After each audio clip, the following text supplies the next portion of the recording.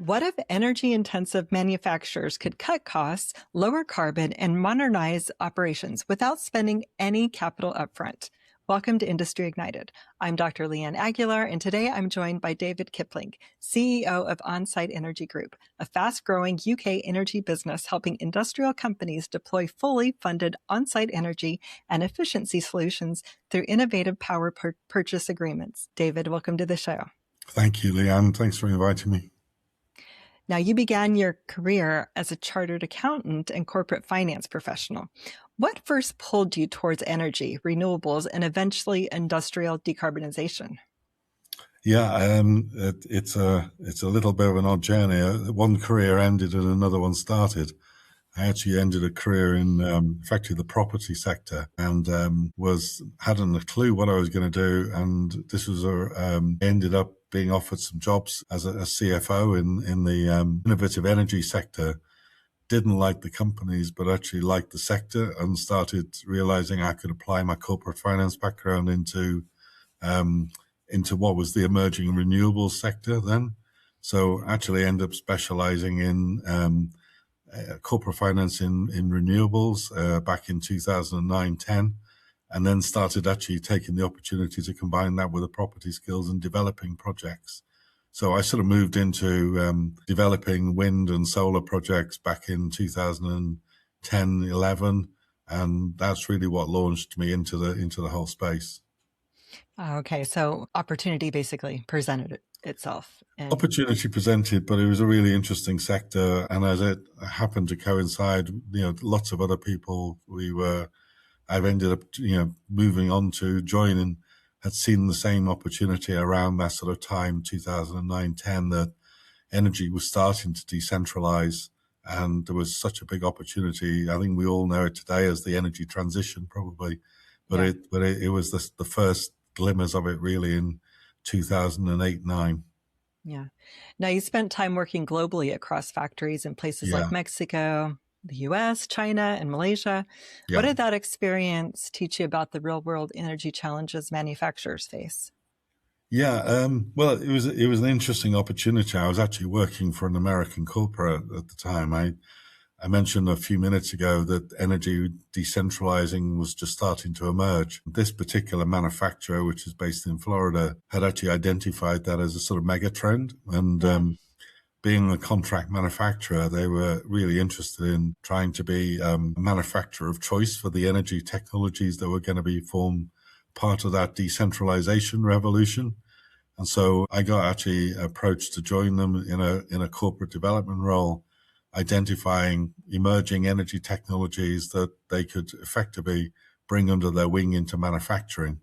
So it was a fascinating time. We did lots of deals. I did lots of traveling, met lots of really innovative, entrepreneurs and people with great ideas and so on. And we ended up doing, about 25 different deals in 3 years with all sorts of different types of energy technologies, brought them in under our wing into Jabil in Florida. And so it was, it was sort of starting to be in that era where sustainability was becoming a priority for some of our customers then. Some of the largest American corporates, I remember back in 15, 16, the first glimmers of, you need your electricity to be green. You need to start becoming more energy efficient, started percolating through the organization.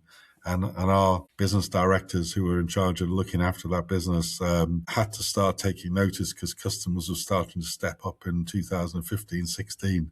And so it was pretty opportune that we have been investing in all this distributed energy technology at that stage. The question came, why don't we try and apply some of this cool technology in our own factories? And I think I must have been asked to step backwards. I ended up volunteering to say, I'll do that. I ended up having a great time, forming a team, delivering sort of energy efficiency projects across our factories. As I mentioned, Mexico, Malaysia, China, across the US and in Europe. So it was a great time. Lots of different experiences, different cultures. You've got to implement projects within. Understanding what drives a project team and a project manager in Mexico versus China is a real key to that. And actually having local representation to liaise with those guys and make sure you're getting the full a full understanding of everything is key. But I think one of the things we also learned across the globe is that our facilities guys were all very well-minded. They were all very busy, but they also had different skill sets. Not all of them had the skill set you needed to identify savings and opportunities in the factories. Some of them were very innovative, some weren't, but most lacked the resources to actually do anything locally. And so, the ability to bring resources to the table to actually help implement the project is probably one of the key success factors in making projects happen. Right.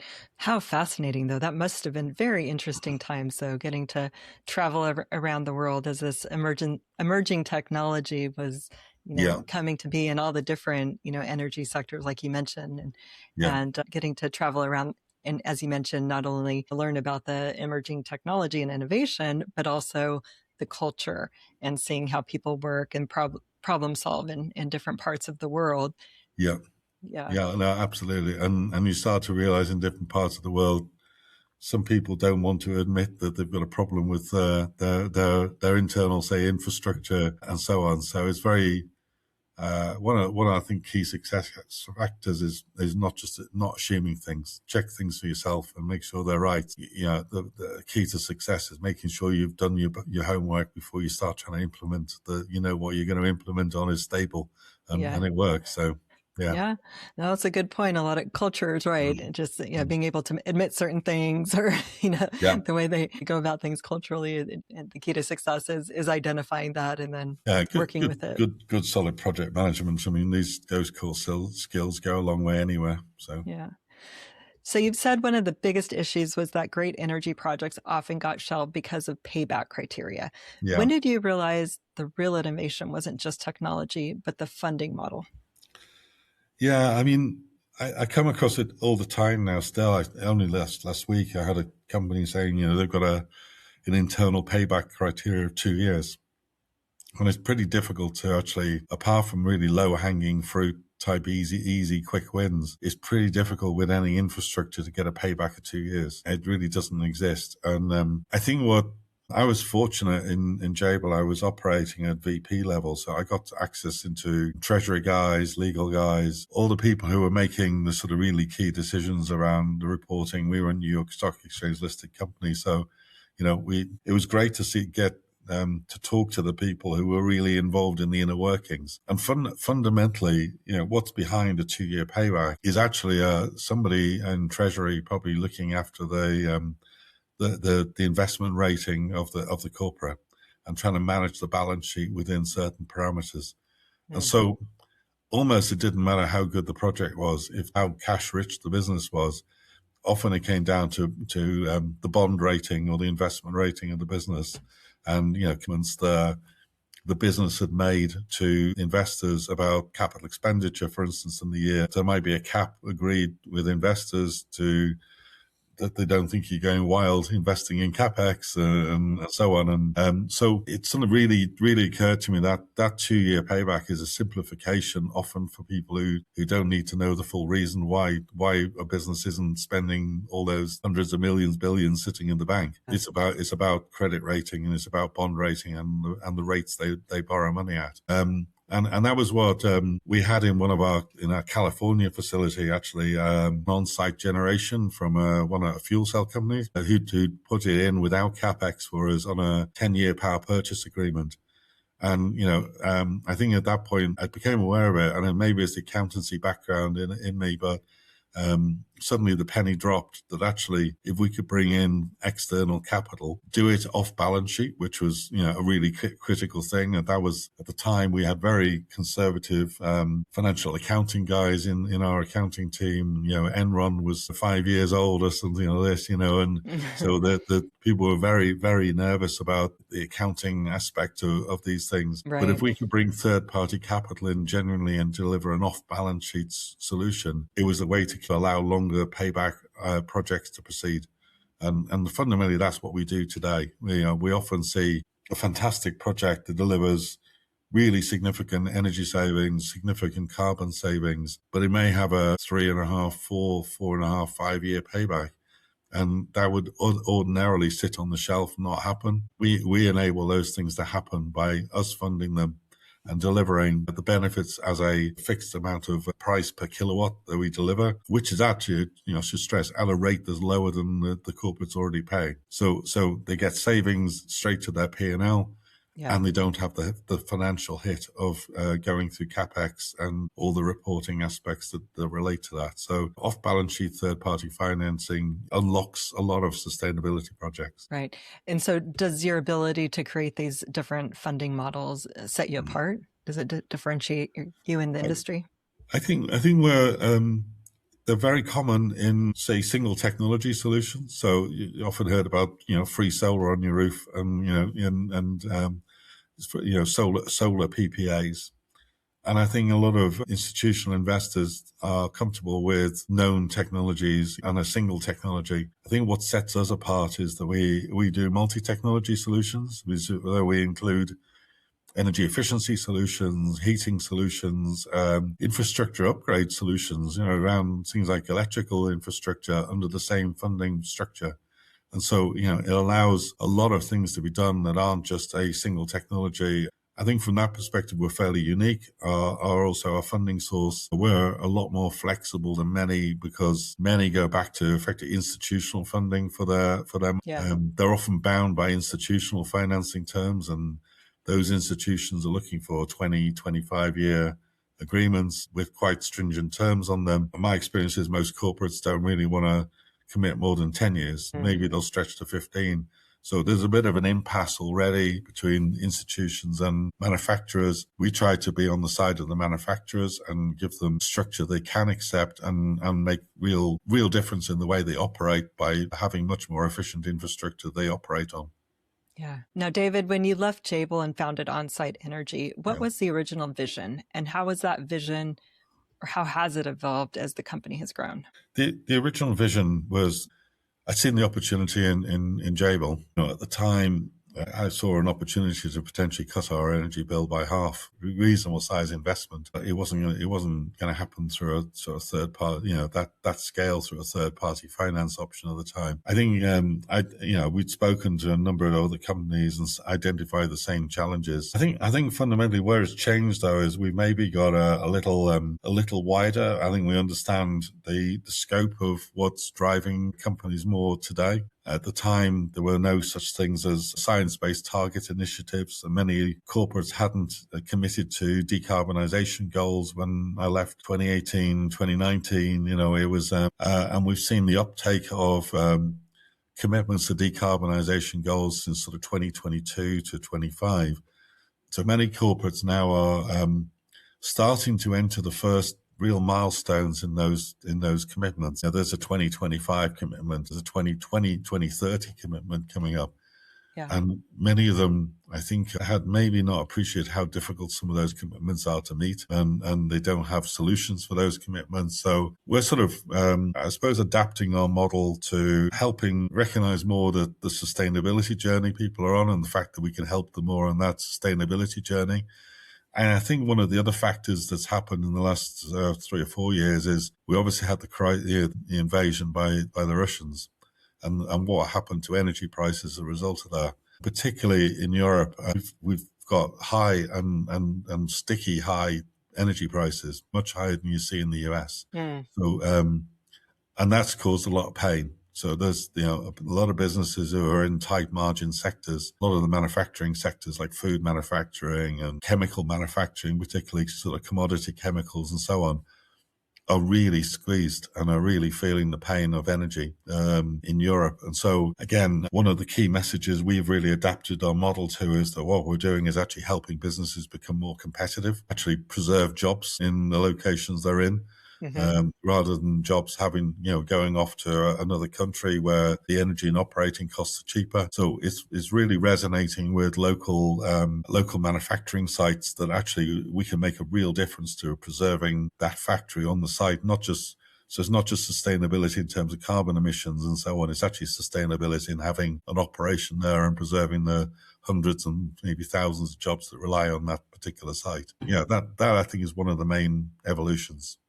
Yeah, no, that makes sense. Now, you launched the business in 2021 Yeah, and won Ford as an early customer, which is yeah. a remarkable, accomplishment for a young company. What do you think helped you break through with such a major industrial name? Probably I'm a little bit of a smooth talker on occasions. I did the sales pitch on that particular one. No, we asked them afterwards. I mean, and it was, to me, it's still unprecedented. I mean, I got an explanation from Ford, and to this day, I still wonder, how on earth it happened. At the time, I was a one person business. We were undercapitalized. We had no other track record and no other projects I could show other than what I pointed to I'd done back in Jabil, and yet they took the chance on us. And actually, this was a Ford site. It was quite an unusual project in that it was an established manufacturing site, but they were being disconnected from their utilities within a fixed time scale. They took their utilities from another adjacent factory, and that factory needed the power back and the gas back and everything like this. So this Ford site was, if it didn't hit the project within the time scale, it was going to have no energy, which is a pretty crucial operating issue. So what they told us afterwards, we were the only company who'd come up with the sort of innovative solution that we had, and we're the only company that actually met all their question criteria. We'd worked hard on the approach we were taking, particularly to the use of heat and its reapplication in the facility. So really, we were the only one who was prepared to do all of the finance and actually had a technical solution that met all their requirements and exceeded them. And I think we still try to do that today. It's very much about being innovative and going the extra mile and trying to think what else we can do to improve the solution, basically. So that's where we are. And Ford's been a great customer and partner now for 5 years nearly, and we've done 4 projects with Ford since then, and we're hoping to go on and do a lot more with them. Yeah. Well, and I'm thinking as you're talking, the fact that you were new and small, had a lot of agility, had the ability to create a custom solution for them. Yeah. And it sounds like you really listened to their specific needs as well. Yeah. So, I think that probably had a lot to do with the fact that you were able to adapt to what they were actually asking for in great detail. And I think we try to do that even today. We're nearly 50 people now. We do the same thing. It's about listening to the customer, understanding their priorities, and then interpreting the data from their sites to make sure we hit their goals, basically. And the exciting thing about the energy space is so fast moving from a technology perspective. So there's new ideas and opportunities coming forward all the time. Right. Yeah. So smooth talking, yes, but I think that that it was actually value that You're not meant to agree with that one, but it's Now, on-site energy has grown to more than 90 million in assets under management in just 4 years. What were the most important early decisions that set the foundation for that kind of growth? The main decision has been we've got an amazing investor family who are behind us. I think they recognised at the outset that a lot of businesses in our space maybe focus on, say, winning the project with Ford, but then they go out and fundraise, and actually Ford actually has a deadline. Corporates, as soon as they make that decision to go, really they want it delivered yesterday. And so the ability to go out or the ability to spend money as soon as they make that decision, or even knowing they're going to make that decision and committing money to get ahead of the program and deliver on the program is really key. So, I mean, actually we took the decision.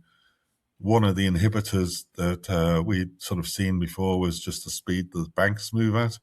The banks have their own time frames. They actually process things through. And we couldn't wait for the banks. So actually, one of the big decisions was the family capitalized us to be able to build the whole project completely with equity, not wait for the banks. And that was probably the foundational thing for me, because we really never looked back from that decision. I delivered 3 projects in that first year, all with equity. And, the bank funding came in 6 months later. So we'd have missed the deadlines with Ford, right. The thing wouldn't have happened. And so actually being properly capitalized at the outset and having a mature attitude to find where the finance is going to come was probably the most crucial thing.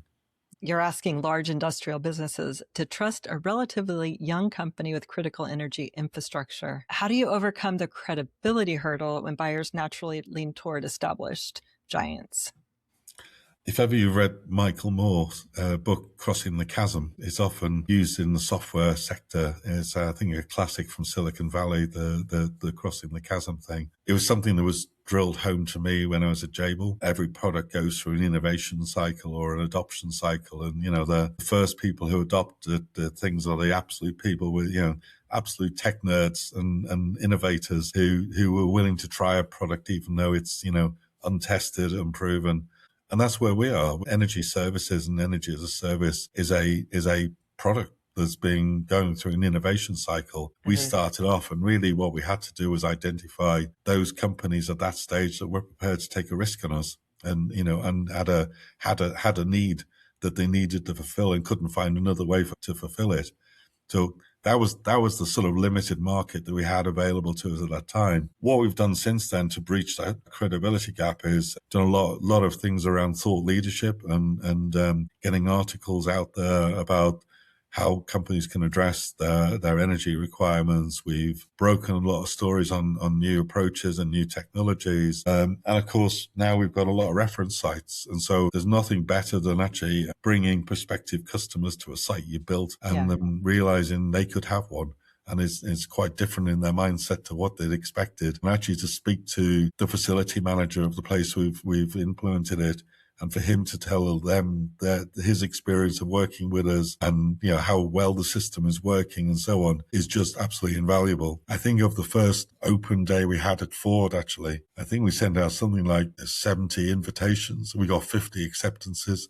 And I think we got about 6 new customers straight away from that. So, I think that's it. You've got to prove you're actually you're walking the talk, not just talking it, and it's not just vaporware. So it's about real valid opinions, and the more you build credibility of those sort of things, the easier it is to sell, to be honest. So our job's becoming easier and easier as it goes forward, and obviously it's being enabled by the business model we have as well. Okay. Now you said a couple of interesting things. For one, you said you establish yourself for your company as a thought leader. So are you yourself the one who is out there publishing and moving that conversation forward, or do you have experts within your engineers who are creating that conversation around innovation and in the energy space?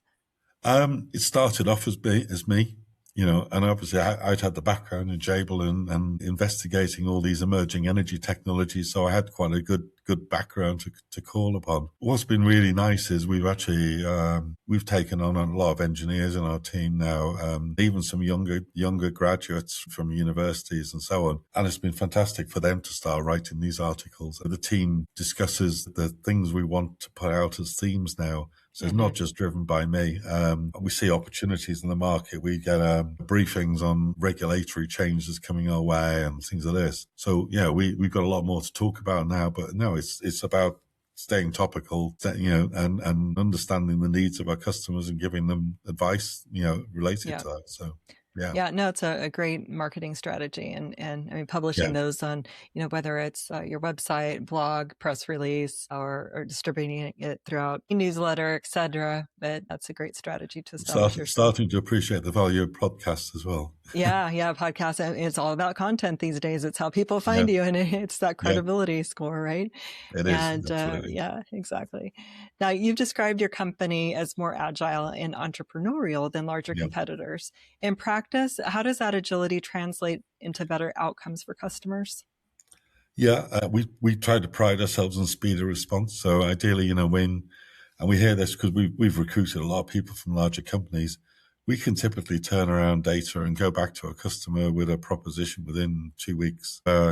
We often, the stories or anecdotes I'm getting is that could be 2-3 months before anybody comes back. And equally, we make decisions very fast. So we've got a very short lines of decision making. So, we can make a decision to back a company, back a concept we're putting out within a week in terms of sign off from our board and so on. So we're out there trying to I think we're trying to develop more innovative solutions still. We try to live by sort of speed of response, quality of response, and innovation as our sort of core principles. In fact, there's a fourth we've added on, which is actually I'm trying to remember it now. It's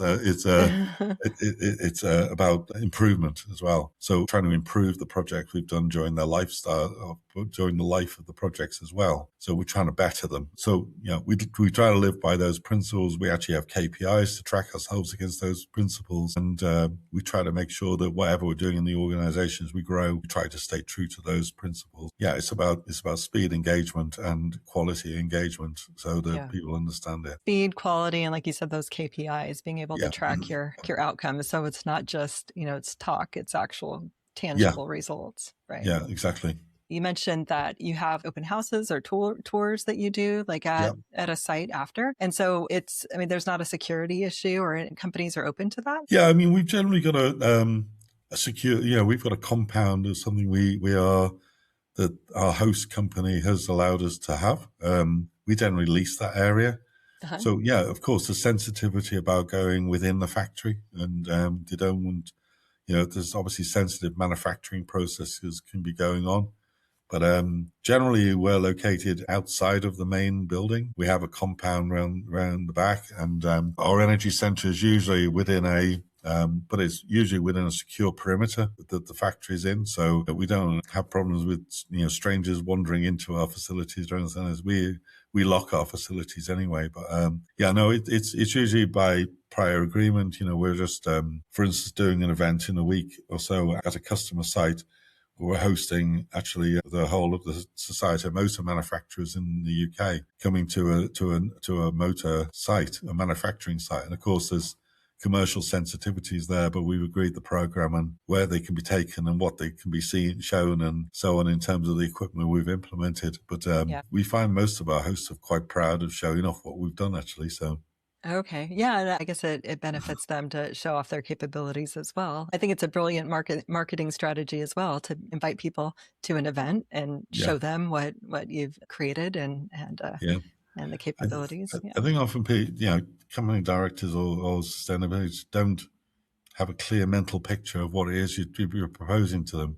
You can show it in pictures to them and so on, but until they actually visit a facility, it doesn't become real to them. And then suddenly it all clicks into place that actually this isn't this huge commitment, or it isn't this huge area of land that they need to commit to this. It actually can be quite small and it works pretty well. Yeah, like show and tell, it really connects the concepts to the results. And exactly, no, very, very much so. Yeah. So for listeners who may not know how the model works, how does a zero-capex off-balance sheet energy solution actually work?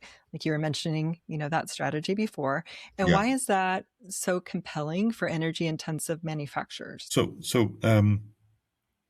typically the output that we present to a customer with the concept is an analysis showing them how much electricity they currently consume, how much gas they currently consume, or other fuels they currently consume, the cost of that, and their current utility costs as column one. Column two is basically a column that says this is how it changes if you go down the route of you funding the capex yourselves, and so they can see the implications of that. They can see the savings in terms of the energy costs, and they can see the capex value, and they can see a payback. It's a very straightforward comparison. And then typically we have two other columns to the side, and these are the two columns where we fund the solution. And it might be that we give them an illustration over 10 years or 15 years or whatever the right durations are. But they can see side by side the options of stay as you are, fund it yourself, or us fund it, and so on. And the most notable things are we pay for all the maintenance on the site if we do a zero capex solution. So we maintain our assets, we take performance risk in our assets. We take responsibility for that. So the only way we get paid is through delivering kilowatts to the customer. And also the key point is that that kilowatt value is known to them. There's, we actually set the price of how we're going to charge at the outset. You might ask, where do we make money in this? Because obviously the rate per kilowatt is less than the rate they're paying from the grid, and yet we're paying all this money out to spend, to fund the capital. Right. And it's really down to the operating efficiencies we're finding, to generate, say, power on site. That efficiency is captured on site, so if you're putting in a gas engine, say, it's 88% efficient or thereabouts, you deliver that power into the facility using gas as a fuel source. And you still have all the heat to use on the facility, which you don't with grid generation. That heat gets wasted at the power station. So there's opportunities to do that. And often when you are generating on site, what they call behind the meter. Mm-hmm. So if your viewers look at their energy bills, they'll see two sets of charges, basically, or three main categories of charges. They'll see a fixed charge, so a standing charge for their connection, if you like, their capacity. Mm-hmm. They'll see a charge that's rated per kilowatt for the energy they're actually consuming. And they'll see a lot of other charges that are also charged per kilowatt, which tend to be things like government subsidy recharges, third-party charges for use of grid transmission and things like this. And certainly one of the challenges we have in Europe, whether it's the same in the US, I don't know, but that energy bill can be 60% made of third-party charges and grid transmission charges. So if you're doing it behind the meter, you avoid it all. So you've immediately got a 60% discount on your bill and plus efficiency. Mm-hmm. And so what we do is we use some of that money, the efficiency savings, to effectively pay for our capex and our return on capital. So it's a great solution. Behind the meter really works for many manufacturers. It gives them control over their destiny. It makes them more energy autonomous. It solves a lot of problems for people, but corporates don't do it. They think the only way to energy is to buy energy through a broker and through the grid. No is the answer. It's much more efficient to take control of your own destiny and generate as much of your own energy as you can on site. It's a way to reliable operating costs, and so on. So right. There's a lot of other advantages to doing it through a PPA like this. It avoids capital replacement cycles when you've got the equipment is wearing out. Steam boilers become gradually less and less efficient, and the older they get. Right. You see a lot of companies, say, working with a 30, 40-year-old steam boiler. It's probably only 60% efficient. So that 40% of this inefficiency is going up as wasted heat that they're getting no value for, and yet they're paying for all that gas. Just replacing it, suddenly get a 30% efficiency gain. There's a lot of things like that people don't spot, and yet it can be funded through a zero-capex PPA in the same way. We can charge for kilowatts of electricity, or we can charge for kilograms of steam or pounds of steam in the US, I guess. That's how it works. Yeah. So do you think there's a lack of awareness for this type of model? Yeah, I think so. I think it's becoming more and more understood now. Okay. I think there was a reticence of doing these things. I think, again, there was a very common understanding or view that a PPA is just 25-year solar PPA and doesn't really apply to us because it's solar. Solar has very little impact and 25 years is too long. Now I think people can appreciate you can do pretty much any energy technology, any energy efficiency technology investment, any electrification investment through a PPA. Mm. And, the shortest PPAs so far we've actually done for Ford, and we did an 8-year PPA. So Ford, I explain why 8 years. It's actually a better deal for most manufacturers. They don't take as much savings because we've got to recoup the capital investment over a shorter period at the front end. Yeah. But at the end of 8 years, they step into full ownership. And so it's like they've stepped into the CapEx benefits of the assets from year 9 onwards. Mm-hmm. And so it's a huge boost to their energy costs at that point. So their OPEX costs drop off a cliff. And right. So they've seen that as a real benefit. So yeah, short term is actually better than long term, even though you don't take as many short term savings. It depends on the corporate whether they want to maximize savings in the short term and take a longer perspective to earn that. But yeah, that's a decision they have to take. Yeah. David, you work across sectors, including automotive, food manufacturing, chemicals, pharma, semiconductors, and building materials. What makes a company the right fit for on-site energy's model? Energy intensive, usually, they're high energy consumers on the site, generally both electricity and gas. That might mean they particularly obviously energy intensive processes, or there's a particular climate they have to achieve within the building. So air conditioning and humidity management and so on is a critical part of what they do. And it's often one of the things you walk into a building and you don't appreciate, you feel comfortable in the building, but the infrastructure that goes into making you feel comfortable or making the machines operate in the right climate is usually one of the biggest energy loads. But I mean, no, a great right fit customer for us is generally a multinational, multi-site operation, actually with lots of different. Each site can be different. Each site usually is different. They're all laid out physically different. They do slightly different things. They have different utility costs, different profiles, different climates, and so on. So we love that challenge. There's no one size fits all, but a multinational, multi-site customer is the ideal for us, and somebody who's spending a lot of money on energy. Yeah. And like you mentioned, you're not just helping with solar or generation, you're also supporting electrification, efficiency, and broader decarbonization strategy. How do you decide which mix of solutions will create the biggest impact for a given customer? Data. I think one of the things that sets us apart when people understand is we're not a product business. We're not tasked with selling X amount of solar panels each month and, trying to maximize the amount of solar we put on a roof or whatever. We look at what is the best answer for the customer. And that's usually, it's delving into not only the quantity of electricity or gas they consume, but understanding why it's being consumed and what is going on. So once we understand, particularly on say heat, that is going on, producing steam at a particular pressure, or is going into ovens, or is going into annealing process or tempering processes, whatever, we can start to understand the potential solutions we can have to mitigate that fossil fuel load and alternative ways to generate the power. If we almost look at each factory as a black box, and the black box tends to be supplied with grid electricity, a steam boiler house, or some of those facilities, we try to look at ways we can actually generate those inputs much more cost effectively or with lower carbon. Our challenge becomes that we try to look at the physical layout and the data to understand, what we can do with the impact. So, often in a large manufacturing site, you might cover it with solar, and it would meet 4, 5, 6% of the energy demand on site. It really doesn't move the needle. Right. We're generally looking for something that really moves the needle and makes it an interesting project for the company as well. Yeah, but you have a lot of tools at your disposal. And so like you mentioned, so you're customizing each project according to the needs of the customer.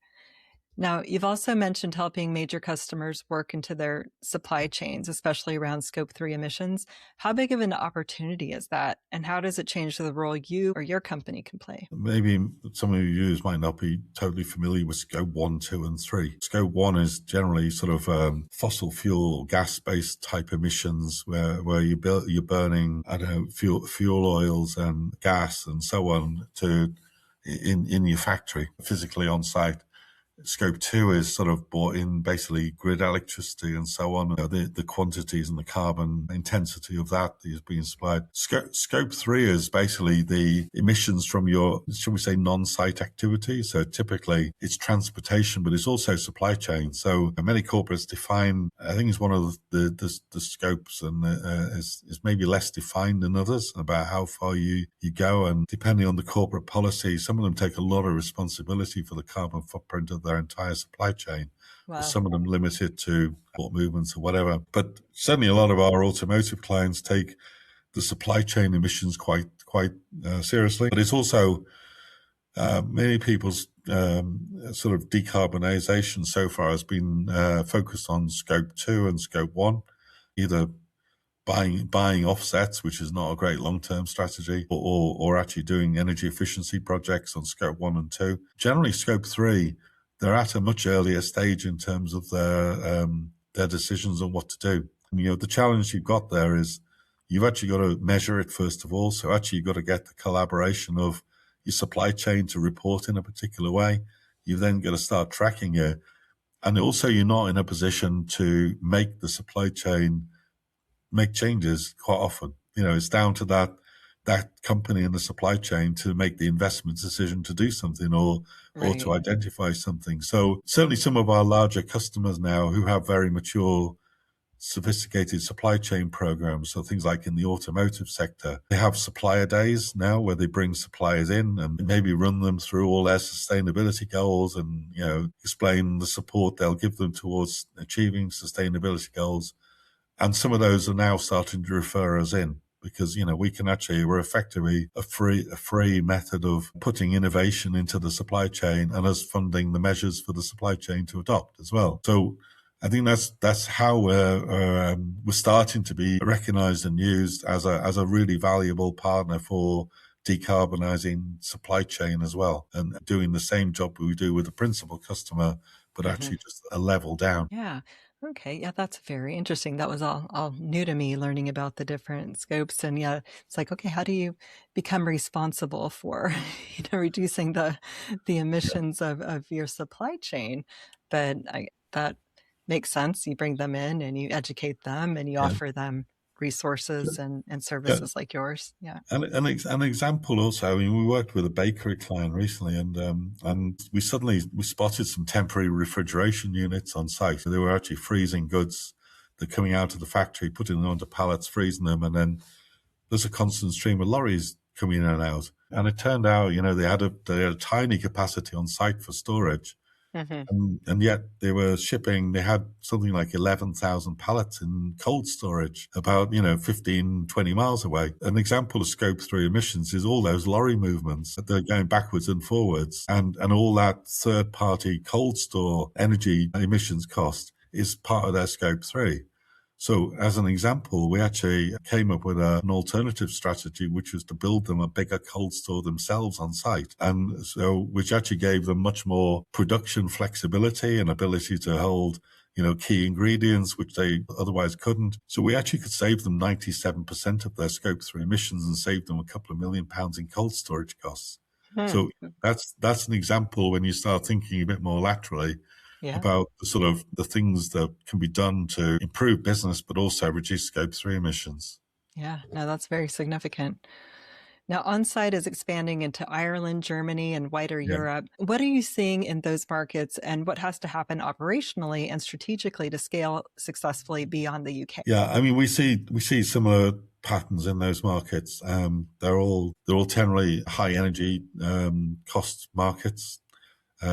We look at the regulatory support for the sort of things that we're doing. Are we allowed to do PPAs legally? Is there support for energy efficiency or renewables and so on in those markets? And all of them support that. I mean, Europe is a good platform for that. They're very progressive from that perspective. But I mean, the key to operating strategically is to have good people experience and know the local markets. We've been fortunate enough to do that. We've got a very experienced, a very well-connected head of Ireland. Similarly, we're starting off in June in Germany as well. We've got some experienced guys we've taken on there. We're looking at recruiting experienced operational people to support them. And we look for, I guess one thing that's different from the US is we obviously have different languages to cope with in Europe as well. So Right. we're looking for the language skills, but it's an understanding of, as I alluded to back at, on the Jabil days, it's about understanding culture in those countries that's a little different as well. Mm-hmm. So we always try to learn lessons. We try to partner in those countries as well. So it's really about trying to find strong local partners we can work with, maybe with people with established operations that we're already aligned with, maybe in our domestic market that we're trying to move in with. And we've got customers in the UK who have operating facilities in Germany and in Ireland and so on as well. So we try to go through our existing customers and to win projects in their facilities in those countries. The same crossing the chasm analogy emerges in those countries. We're right back at the beginning of the curve in Germany. We have no operating sites. Nobody's heard of us. We've got no thought leadership in Germany. So, we have to go through the same cycle again of building credibility in Germany, showing them operating facilities. Of course, in principle, you can bring them over to the UK and show them the sites. But I think generally most people don't believe it until they see it in their own backyard, in their own industry, in their own backyard. So we've got to go right through that cycle. We've got to be patient. We've got to build again. And I'm sure that, I don't think the cycles will be as long as the first time round, but that's exactly what we've got to do. We've got to recognize we're the newbie on the block and nobody's heard of us, and we've got to build trust again. Yeah, but you have your playbook and you have the experience and the awareness. And Yeah. so And yeah. we have customers who are recognized now as well. So it's much easier. Very true. Yeah. So you're also watching and adopting emerging technologies, including high temperature heat pumps and other innovations. How do you balance being innovative with managing performance risk for customers? It's something we did at the outset. I'm quite passionate about trying to break new technology and give new technology a lift. And effectively, this is where many corporates, if they see a high temperature heat pump, they'd want to see it operating in the field for years before they take the risk of investing in it themselves. I guess we're fairly experienced people at systems integrating and spotting technology risk and so on and things. We also know how to do, technical DD on a lot of these technologies as well, see whether they've been through some sort of accelerated aging sort of testing and that type of thing there as well. But one of the things we've done for years now is we actually engage external technical diligence. So external consultancy, the likes of people like DNV and so on, to go in. We pay for them to go in, do a deep dive on the technology and the company as well, and write a report for us. And so we also use DNV to extensively report on our projects. And so it gives our funders a degree of confidence that we've got a third-party corroboration as well as our own view on the technology. And actually, DNV, we can also effectively, our lenders can take reliance on DNV's report. So there's an element of a bit of a professional indemnity cover on the line from DNV as well. We're always looking for innovations and technology breakthroughs and so on, but whereas equally realistic, we've got to get warranties that are worth something, and when you don't have that, you've got to get some additional comfort from, I say, the likes of working with a DNV. Right. Yeah. Mitigating that risk. I think that's essential as well. Our business is all about mitigating risk, whether that's financial risk or commodity risk or have your performance risk. That's the business. Yeah. So, David, finally, you hinted that your team is working on a potentially new form of renewable energy.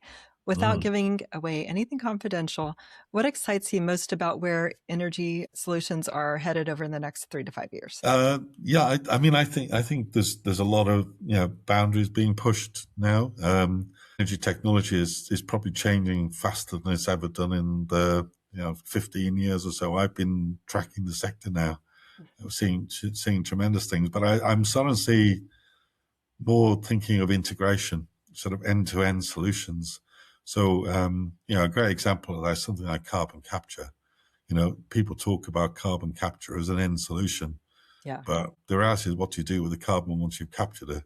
And I think I'm seeing lots of now technical breakthroughs in that as well. It's not about just storing it indefinitely, and which I think is a really bad idea, by the way. But so I'm sort of seeing more integrated solutions, end-to-end solutions, and I think that's one of the things that we're in a fortunate position to do, because there's not many people integrate and look at it from one end to the other. It's trying to find a completely new way to view something. We've got something like that at the moment. We see the opportunity to completely hit net zero in a large manufacturing site now with a solution that had been largely discounted, actually, which is bizarrely. It's because it's like looking at a headline in a newspaper. A lot of people look at the headline and think they understand the article, but they don't read the article. and I think what's happening in energy is, we're reading the article, but we're also reading the book. It goes in. There's a bigger picture and systems coming together. So things like microgrids are going to become more common. There's going to be multiple solutions to address businesses. You might find them actually taking something out they put in because they realize it's actually constraining them to do a better solution overall. And I think that's what's going to happen in the next probably 5 to 10 years, but certainly the innovation is going to continue to happen in the next 3 to 5. Yeah, well, exciting times. I guess we'll see how things evolve. Brilliant. Thank you for your questions, Leanne. Yeah, David, thank you for joining me and sharing your insights. Great conversation. How can listeners learn more about on-site energy?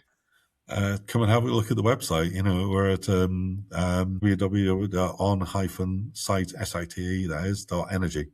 And hopefully you see a lot of our case studies and the things we get up to on there. If anybody wants a conversation, then please get in touch. We're pretty easy people to talk to. All right. Well, thank you, David.